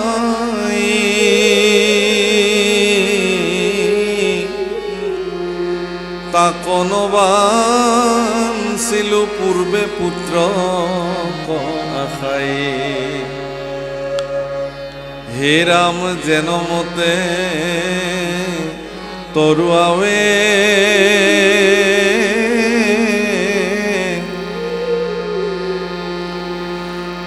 আৰ সংসাৰৰ ক্লেশ, মোক মহামুনি দিয় এহি উপদেশ। হে দেৱৰ্ষি, মই পূৰ্বজন্মতে ভগৱান কৃষ্ণক পুত্ৰ হিচাপে পাবৰ কাৰণে যি সাধনা কৰিলোঁ, আৰু সেই সাধনাৰ দ্বাৰা মই ভগৱানক পুত্ৰ হিচাপে পালোঁ। কিন্তু এতিয়া এই মায়াময় জগতখনৰ পৰা মুক্ত হ'বৰ কাৰণে কি সাধনা কৰিব লাগিব সেইটো তুমি মোক কোৱা। কাৰণ তোমালোক মুক্ত পুৰুষ, দেৱৰ্ষি নাৰদ মুক্ত পুৰুষ। প্ৰভুকল, মই আগতেও বহুবাৰ কৈছোঁ যে আমাৰ ভাওনাবিলাকত, অংকীয়াবিলাকত দেৱৰ্ষি নাৰদৰ চৰিত্ৰ যি ধৰণে উপস্থাপন কৰা হয়, দৰাচলতে দেৱৰ্ষি নাৰদৰ চৰিত্ৰ সেইটো নহয়। অত্যন্ত টুটুকীয়া, এটা ধেমেলীয়া কৌতুক চৰিত্ৰ হিচাপে আমি দেৱৰ্ষি নাৰদক উপস্থাপন কৰিবলৈ যত্ন কৰোঁ যে আমুকে বৰ ধুনীয়া নাৰদ গায় দেই চাবচোন ধুনীয়া নাৰদ গায় মানে কিমান ফটুৱামি কৰিব পাৰে নাৰদৰ চৰিত্ৰ লৈ কিমান ধেমালি কৰিব পাৰে সেইটোৱে ভাল নাৰদৰ চৰিত্ৰ বুলি আমি ভাবি লওঁ কিন্তু মোৰ এটা বিনম্ৰ আপোনালোকৰ প্ৰতি নিবেদন যে দেৱৰ্ষি নাৰদৰ চৰিত্ৰ এইটো মুঠেই নহয় পৃথিৱীত বৰিষ্ঠ ভক্তসকলৰ গুৰু দেৱৰ্ষি নাৰদ মহৰ্ষি বেদব্যাসৰ গুৰু দেৱৰ্ষি নাৰদ মনত ৰাখক ধ্ৰুৱৰ গুৰু দেৱৰ্ষি নাৰদ প্ৰহ্লাদৰ গুৰু দেৱৰ্ষি নাৰদ দশপ্ৰচেতাৰ গুৰু দেৱৰ্ষি নাৰদ এনেকুৱা বৰিষ্ঠ যিবিলাক ভক্ত জগতত আছে সেই প্ৰত্যেকৰে গুৰু দেৱৰ্ষি নাৰদ ঈশ্বৰৰ আজ্ঞা গতিকে দেৱৰ্ষি নাৰদ এজন সাধাৰণ পুৰুষ নহয় গতিকে দেৱৰ্ষি নাৰদ যদি ইমান পাতল আৰু উতনুৱা হয় তেতিয়াহ'লে তেওঁ কেনেকৈ ইমান গভীৰ আসন এখনত গুৰু আসনত অধিষ্ঠিত হৈ থাকে দেৱৰ্ষি নাৰদ ভব্য গব্য দেৱৰ্ষি নাৰদৰ আটাইতকৈ মন কৰিবলগীয়া চৰিত্ৰ এইটোৱেই যে দেৱৰ্ষি নাৰদ সদায় সত্যনিষ্ঠতাৰ ভিত্তিত তেওঁ প্ৰতিষ্ঠিত হৈ থাকে যি কয় হুবহু সঁচা কথাখিনি য'ত ক'ব লাগে কৈ দিয়ে সেইকাৰণে আজিও দেৱৰ্ষি নাৰদৰ জন্মদিনক বিশ্ব সংবাদ দিৱস হিচাপে পালন কৰা হয় অৰ্থাৎ দেৱৰ্ষি নাৰদ বিশ্ব ব্ৰহ্মাণ্ডৰ প্ৰথমগৰাকী সত্যনিষ্ঠ সাংবাদিক দেৱৰ্ষি নাৰদ বিশ্ব ব্ৰহ্মাণ্ডৰ প্ৰথমগৰাকী সত্যনিষ্ঠ সাংবাদিক সঁচা কথাখিনি হুবহু আহি পেলাই উপস্থাপন কৰি দিয়ে বাছ ইমানখিনি তাকে আমি ভাবোঁ কি যে লগোৱা খুচুৱা কৰি এনেকুৱা গাঁৱৰ কিছুমান মানুহ যে থাকে তেনেকুৱা অৱস্থালৈ দেৱৰ্ষি নাৰদক আমি লৈ যাওঁ দেৱৰ্ষি নাৰদক কৈছে তুমি মুক্ত পুৰুষ হে দেৱৰ্ষি তুমি মোকো মুক্ত হ'বৰ কাৰণে ৰাস্তা দিয়া অৰ্থাৎ ভগৱান শ্ৰীকৃষ্ণৰ পিতৃ বসুদেৱেও দেৱৰ্ষি নাৰদক আজি গুৰু মান্যতা কৰিছে আৰু তেওঁৰ পৰা ৰাস্তা বিচাৰিছে এই জাগতিক জগতৰ পৰা কেনেকৈ মুক্ত হৈ যাব পৰা যায়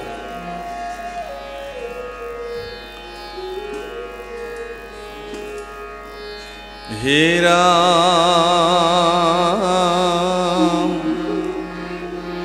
ৰাম যেন মতে তৰুৱাৱে সংসাৰৰ ক্লেশ মোক মহামুনি দিও সেহি উপদেশ হে ৰাম তুহিলা কৃষ্ণক তুমি যিমত ভকতি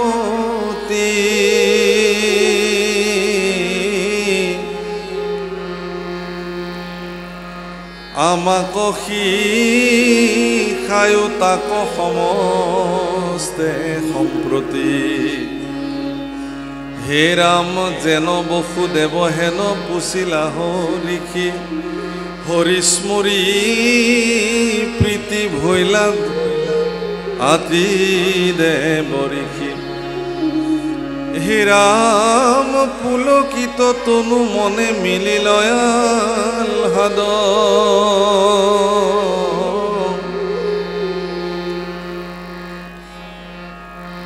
পাছে বসুদেৱক কৰিলা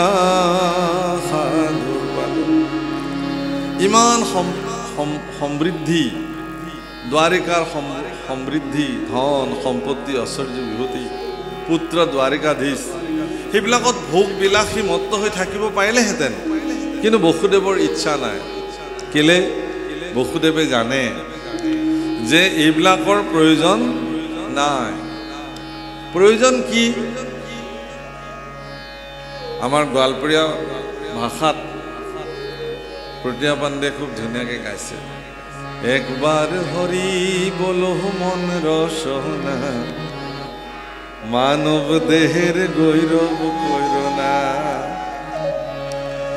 একবাৰ হৰি বলো মন ৰসনা মানব দেহেৰ গৈৰব কৈৰনা ৰসনা মানে জিভা সেই জিভা এবাৰ হৰি বোলাচোন মাত্ৰ এবাৰ বুলি চোৱা তোমাৰ ইখন জিভাত যে কিমান ৰসগোল্লা দিলা কিমান বিচাৰি বিচাৰি মিঠাই খালা কিমান অন্ন ব্যঞ্জন অকণমান জ্বলা কম হোৱাহেঁতেন বেছ হ'লহেঁতেন, অকণমান নিমখটো বেছি হোৱাহেঁতেন আৰু ভাল হ'লহেঁতেন।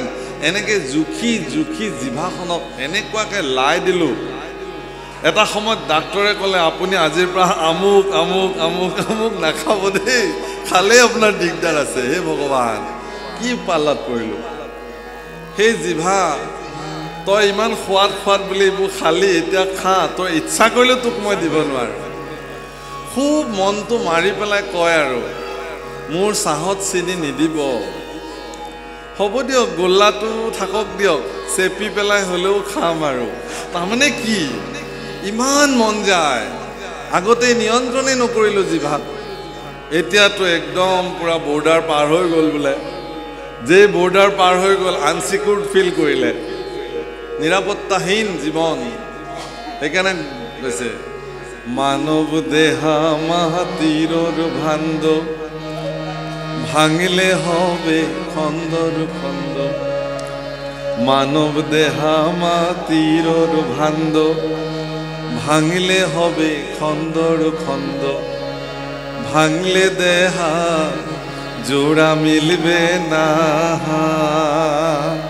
ওই একবার হরি বলো মন বাহারে বার।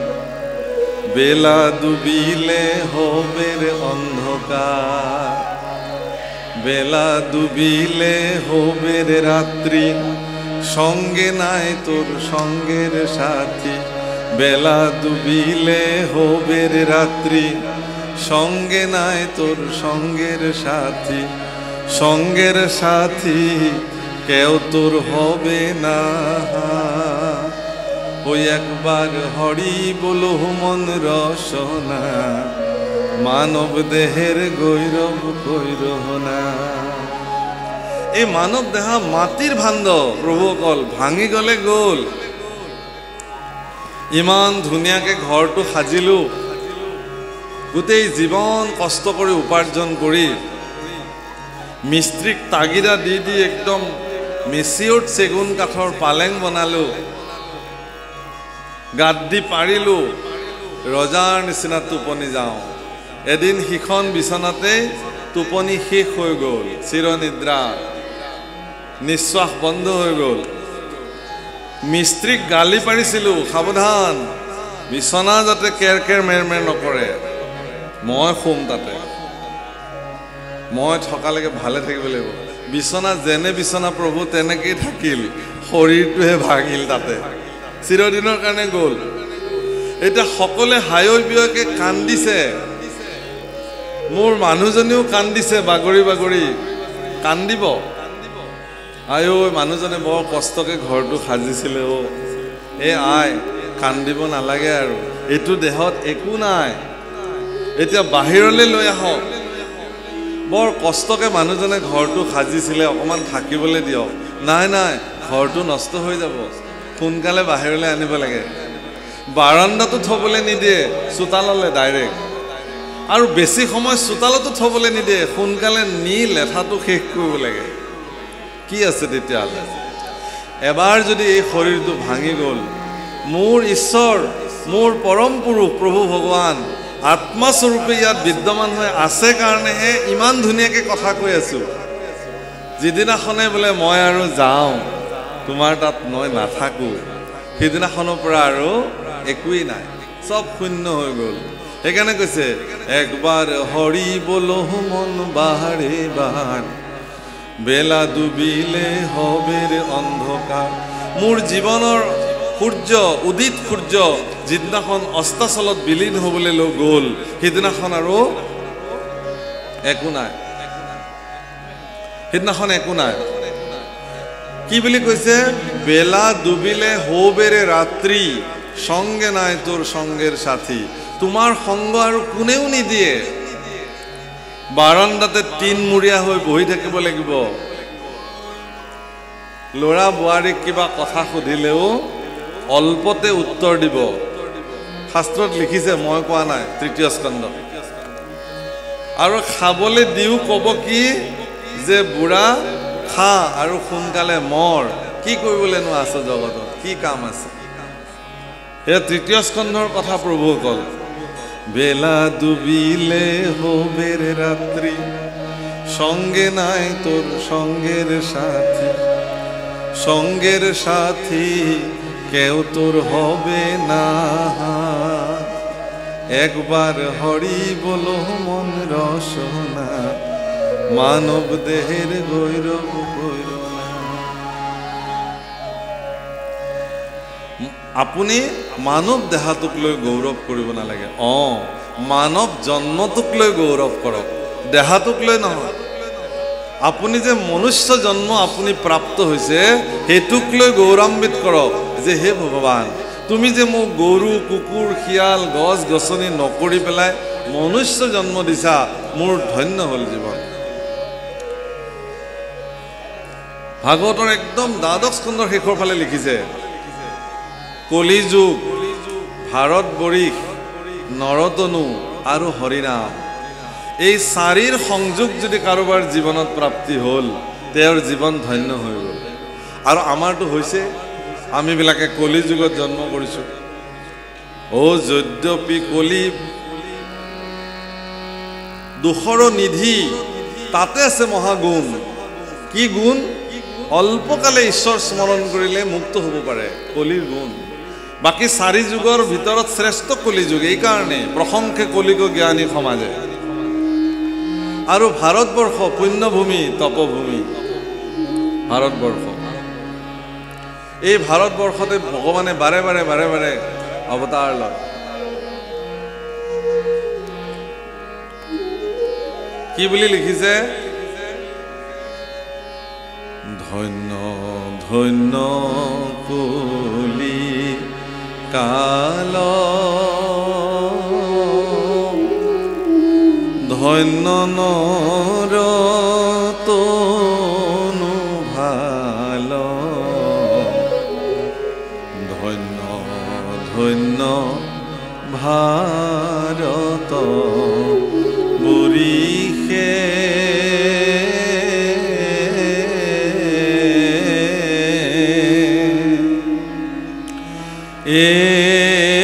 জপ তপ যজ্ঞতে যি তোমাৰ চৰণে ভজি, তোৱা গুণ ঘোষিও হৰিষে। কিমান ধুনীয়াকে কৈছে, ধন্য ধন্য কলিকাল, ধন্য নৰতনু ভাল, ধন্য ধন্য ভাৰতবৰ্ষ। আৰু সেই ধন্য কলিকালত, সেই ধন্য ভাৰত ভূমিত, ধন্য মনুষ্য শৰীৰ লৈ আপোনাৰ খবৰ জন্ম হৈছে। মাত্ৰ এটা বস্তু সংযোগ কৰিব লাগে, তাতেই আমাৰ হেলা। যামনে শৰণ ল'বলৈ, নামঘৰলৈ যামনে? বহুত বাধা আহি যায় নেকি? কিবা কিবি খাবলৈ মানা কৰিব নেকি? নাখালে কেনেকৈ হ'ব? খোৱাই জীৱন, খাওঁ পিওঁ মজ কৰোঁ। আৰু ক'ৰবাত ক'ৰবাত যাবলৈ বাধা কৰিব নেকি? অকণমান আৰু বৃদ্ধ হৈ লওঁ, আৰু অকণমান বয়স হৈ লওঁ। প্ৰভু আপুনি নিজেও নাজানে, মানুহে দুটা দিৱসৰ কথা নাজানে। সেই দুটা দিনেই জীৱন, সেইকাৰণে জীৱন দুদিনীয়া বুলি কয়। এটা জন্মদিন, এটা মৃত্যুদিন। মোৰ কেতিয়া জন্ম হৈছিল মোক কোৱাৰ কাৰণেহে গম পাওঁ, অমুক চনৰ অমুক তাৰিখে। মোৰ জ্ঞাতসাৰে মই নাজানো কোনদিনা এইখন জগতলৈ মই আহিছোঁ, আৰু কোনদিনা এইখন জগতৰ পৰা মই গুচি যাব লাগিব সেইটোও নাজানো। গতিকে জন্ম আৰু মৃত্যু, দশম স্কন্ধত লিখিছে, জন্মৰ লগতে উপজি মৃত্যু লগত, জন্মৰ লগতে মৃত্যু লগত উপজি আহিছে। গতিকে জন্ম আৰু মৃত্যু, এই দুটা দিনৰ মাজৰ যিকণ সময়, ইয়াকেই জীৱন বোলে। জীৱন ৰে জীৱন, সাৰি আহা নাহা যায় সুমুকে, তুই জীবন সাৰি আহা গেলে আদৰ কৰিবে কাহাই জীবন ৰে। গোৱালপৰীয়া গীত, আমাৰ লোকসংগীত, আমাৰ লোকৰ সমস্ত মানুহৰ মুখে মুখে এই গীত প্ৰচলিত আজিও। ওহো জীৱন ৰে জীৱনক কৈছে এই জীৱন মোক এৰি নাযাবি তই এৰি গ'লে মোক আৰু কোনেও মৰম নকৰে কাঠৰ লগত সমান কৰি জ্বলাই দিব তুই জীৱন সাৰি আহা গেলে আদৰ কৰিবেহে কাহাই যে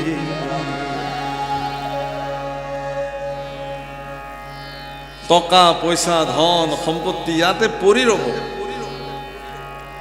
আৰু আমি বিলাকে আমাৰ কীৰ্তনত সেইকাৰণে আমাৰ গাঁও আমি ইন্দ্ৰদুন্যই স্তুতি কৰিছে পিতৃ মাতৃ ভাতৃ ভাৰ্যাৰ সংযোগে কত হুমিলে সন্তোষ তাহাৰ বিয়োগে কত সুখে কান্দো পায়া মহায় সন্তোষ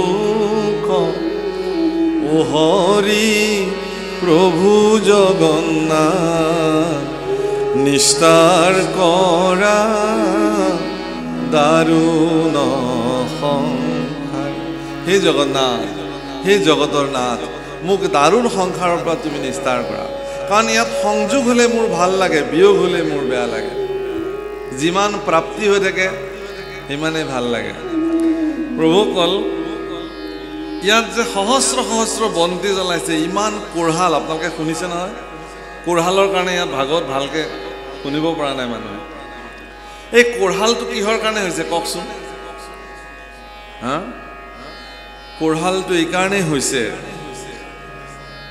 এটা অপ্ৰিয় সত্য আপোনালোকক কওঁ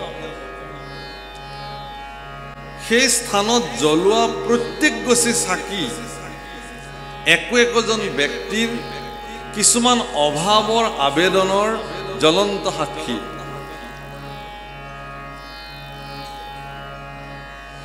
হে প্ৰভু কাইলৈ ইণ্টাৰভিউ আছে মোৰ ল'ৰাটোৰ তুমি চাবা ল'ৰালৈকে পঢ়ক বা নপঢ়ক সি ইণ্টাৰভিউত বহিবলৈ পঢ়িবওতো লাগিব সি ধদুৱা কোবাই ফুৰি আছে গোটেই দিন মাক বাপেকে জোৰ জবস্তি কাইলৈ পৰীক্ষা দিবলৈ পঠোৱাব আৰু ইয়াত ফুলনি থানত আহি ল'ৰাটোৰ ইণ্টাৰভিউত পাছ কৰিব লাগে বুলি এগছি চাকি জ্বলাই থৈ গ'ল আৰু চাকি গছিও জ্বলি জ্বলি প্ৰভু মই সাক্ষী অমুক আইগৰাকীয়ে অমুক বাপ জনাই তেওঁৰ ল'ৰাটোৰ ইণ্টাৰভিউ পাছ কৰিবৰ কাৰণে মোক জ্বলাই থৈ গৈছে হয় নহয় কওক প্ৰতিগছি চাকি একো অভাৱৰ আবেদন ভগৱানৰ ওচৰত আমি নাজানো নাভাবো যে তুমি অন্তৰ্যামী মোৰ ভিতৰত তুমি আছা মোক কি প্ৰয়োজন তুমি জানা এই কথাটো নাজানি পেলাইহে আমি ভগৱানক ক'বলৈ আহিছোঁ ফুলনি থানলৈ আমাৰ কি কি অভাৱ সেই অভাৱবিলাক তুমি পূৰণ কৰা কাৰণ অভাৱৰ সীমা নাই শেষ নাই কিন্তু ইয়াত এনেকুৱা চাকিও হয়তো জ্বলিছে দেই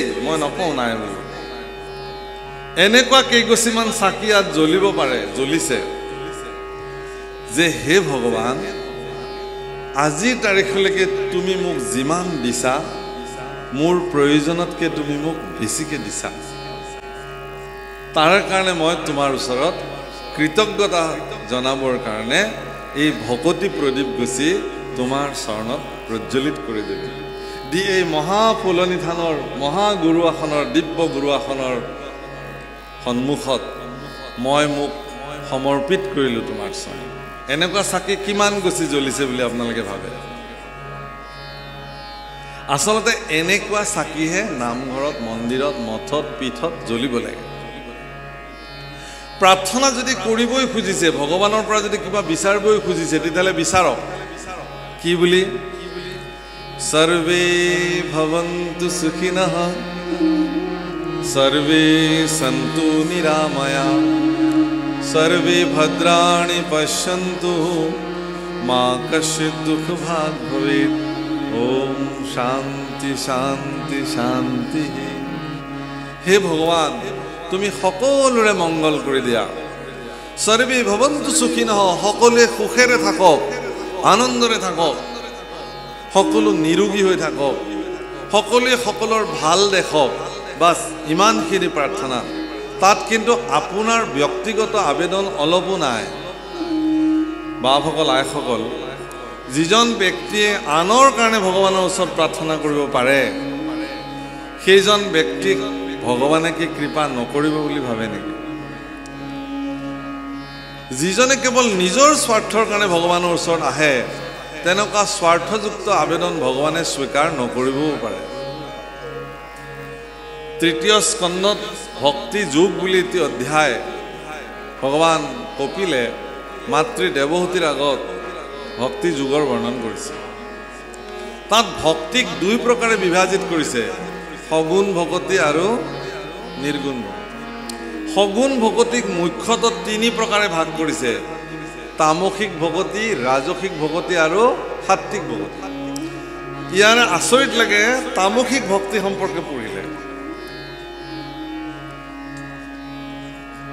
পৰক মাৰিবে পতি মনতো সংকল্প কৰে, দম্ভ বা মৎখৰ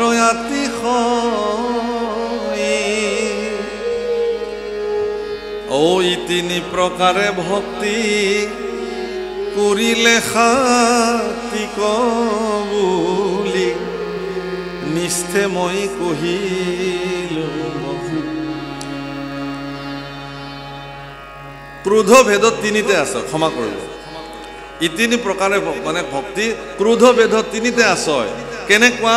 পৰক মাৰিবে প্ৰতি মনত সংকল্প কৰে, মানে এনেকুৱা চাকিও মানুহ জ্বলাব পাৰে যে অমুকৰ মৃত্যু হওক, অমুকৰ ক্ষতি হওক, অমুক মানে বৰবাদ হৈ যাওক, এনেকুৱা চাকিও মানুহ জ্বলাই ভগৱানৰ ওচৰত প্ৰাৰ্থনা কৰিব পাৰে। এইটোক তামসিক ভক্তি বুলি কয়। আৰু মই ভালে থাকিব লাগে, ভাল খাব লাগে, ভাল পিন্ধিব লাগে, ভাল কৰিব লাগে, এইটো ৰাজসিক ভক্তি। পাপবিলাক মোৰ নাশ হওক, ভগৱন্ত মোৰ প্ৰতি সুপ্ৰসন্ন হৈ থাকক, এইটো সাত্বিক ভকতি। কিন্তু ইয়াকো প্ৰয়োজন নাই বুলি কৈছে গুৰুজনাই। তেতিয়াহ'লে প্ৰয়োজন কি? প্ৰয়োজন হ'ল একবিধ মাত্ৰ কোনো নিৰ্গুণ ভকতি। প্ৰভুসকল, নিৰ্গুণ শব্দৰ অৰ্থ গুণহীন নহয়, নিৰাকাৰ শব্দৰ অৰ্থ আকাৰহীন নহয়।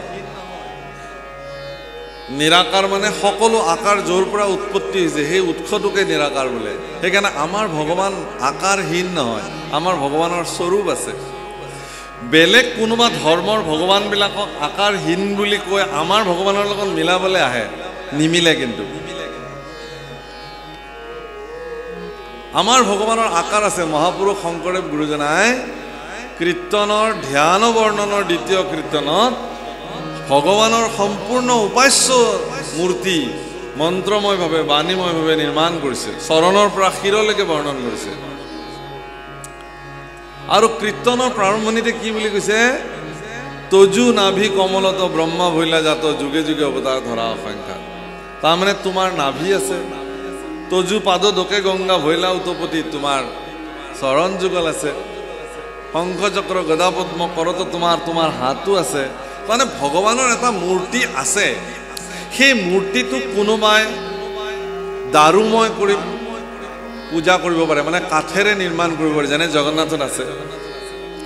কোনোবাই মাটিৰে নিৰ্মাণ কৰি ল'ব পাৰে, তাক মৃন্ময় বোলে।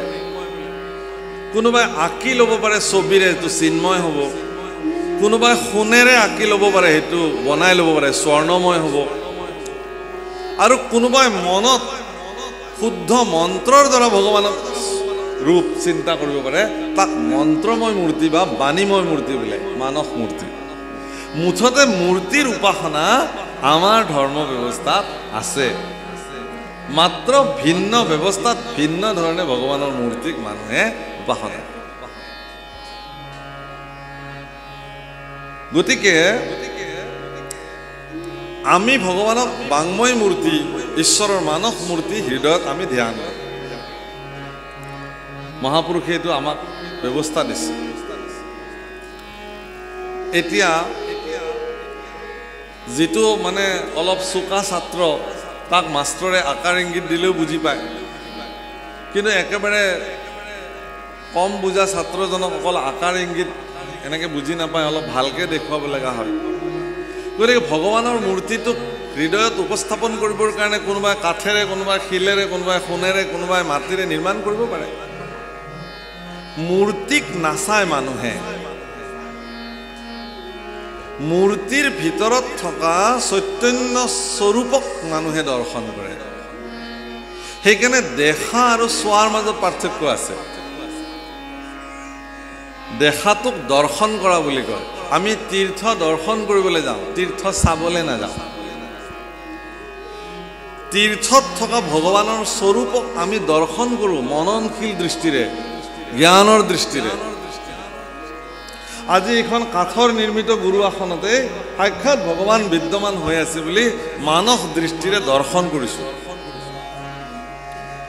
সেইকাৰণে মহাপুৰুষে লিখিছে মূৰ্তিক নচাইবা, অৰ্থাৎ নেদেখিবা বুলি কোৱা নাই, কিন্তু চাব নালাগে, দেখক, দৰ্শন কৰক। আপুনি তীৰ্থস্থানলৈ গ'লে আপুনি দেখিব, জগন্নাথলৈ যায় মানুহ, হাজাৰ হাজাৰ মানুহ যায়, তাত দৰ্শন কৰে ভগৱান চৈতন্য স্বৰূপ। তাত গোস্বামী তুলসীদাস যেতিয়া জগন্নাথ দৰ্শন কৰিবলৈ যায়, প্ৰথমবাৰ গৈ জগন্নাথ দেখি পেলাই আচৰিত হৈ গ'ল। আৰে হাত নাই, ভৰি নাই, একো নাই, কেনেকৈ ভগৱান?